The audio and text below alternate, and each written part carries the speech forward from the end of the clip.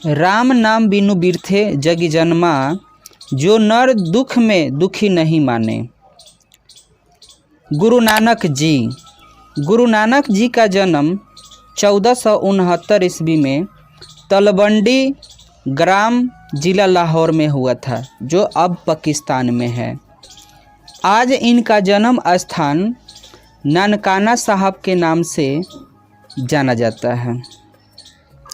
इनके पिता का नाम कालूचंद खत्री और माँ का नाम तृप्ता और पत्नी का नाम सुलक्षणी था। इनके पिता ने इन्हें व्यवसाय में लाने के बहुत प्रयास किए, किंतु इनका मन भक्ति की ओर अधिक झुक गया। इन्होंने हिंदू मुसलमान दोनों को समान धार्मिक उपासना पर बल दिए हैं। सर्वनाश्रम व्यवस्था और कर्मकांड का विरोध करके निर्गुण ब्रह्मा की भक्ति का प्रचार किए हैं। गुरु नानक ने व्यापक देश पटन किए हैं और मक्का मदीना का भी यात्रा किए। फिर उन्होंने मुग़ल सम्राट बाबर से भी मुलाकात किए।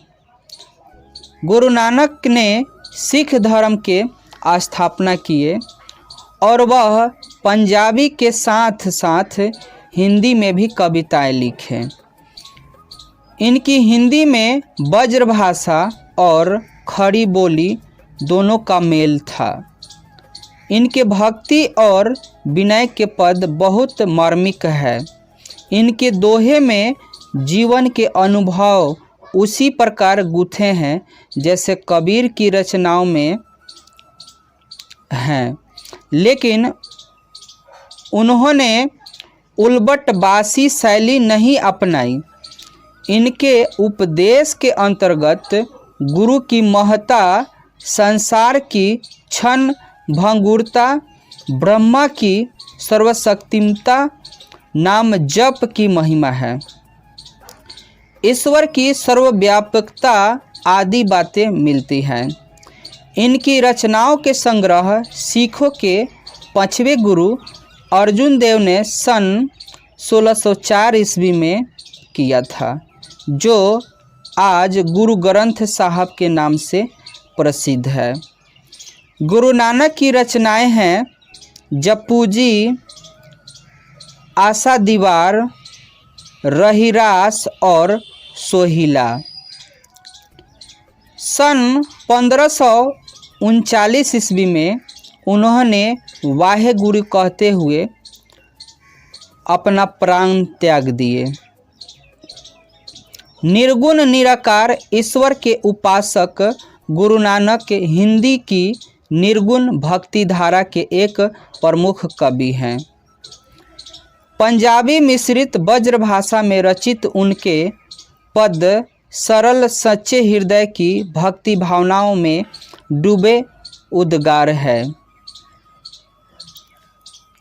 इन पदों में कबीर की तरह प्रखर सामाजिक विद्रोह की भावना भले हो न दिखाई पड़ती हो, किंतु धर्म उपासना के कर्मकांड मूलक सांप्रदायिकता स्वरूप को आलोचना तथा सामाजिक भेदभाव के स्थान पर प्रेम के आधार पर सहज सद्भाव की प्रतिष्ठा दिखाई पड़ती है। नानक के पद वास्तव में प्रेम एवं भक्ति के भावशाली मधुर गीत हैं। यहाँ नानक के ऐसे दो महत्वपूर्ण पद प्रस्तुत किए जा रहे हैं।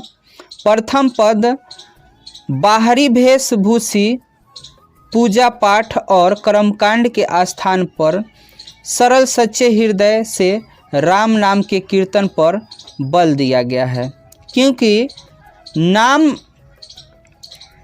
कीर्तन से ही सच्ची अस्थाई शांति देकर व्यक्ति को इस दुखमय जीवन पर पार पहुंचा पाता है।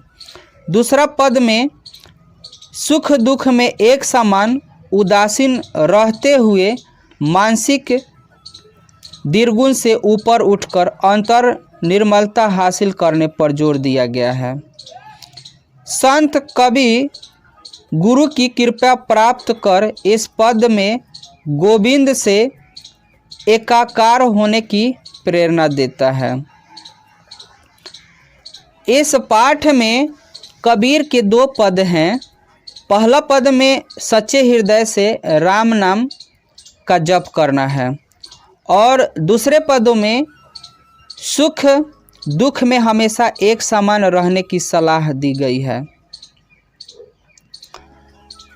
पहला पद में कहते हैं गुरु नानक जी कि जो राम नाम के नाम को जप नहीं करता है उसका संसार में आना और मानव शरीर पाना ही बेकार है।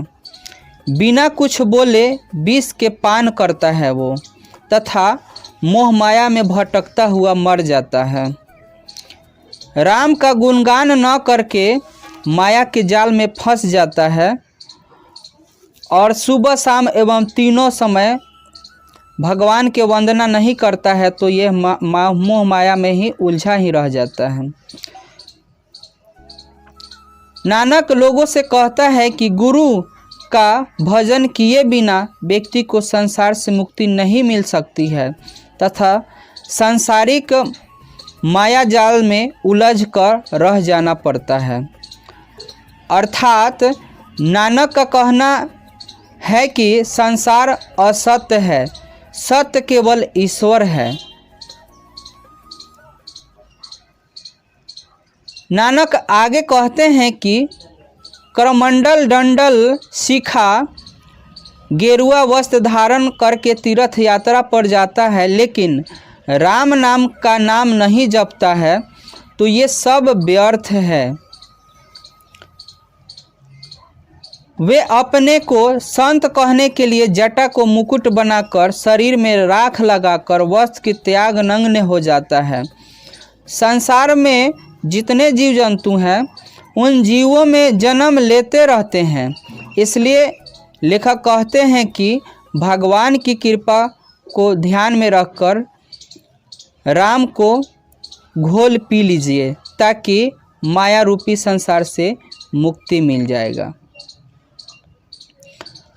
गुरु नानक जी दूसरे पदों में कहते हैं कि जो मनुष्य दुख को दुख नहीं मानता है, जिसे सुख सुविधा के प्रति कोई मोह माया नहीं है और ना ही किसी प्रकार का डर है, जो सोने को मिट्टी समझता है, जो किसी निंदा से ना तो घबराता है और ना ही प्रशंसा सुनकर उसके अंदर खुशी होती है, जो लालच प्रेम एवं घमंड से दूर है, जो खुशी और दुखी दोनों में एक जैसा रहता है, जिसके लिए मान अपमान दोनों बराबर है, जो अपने सभी अभिलाषा को त्याग कर सांसारिक चमक दमक से दूर रहता है, काम क्रोध जे ही परसे नाहीन,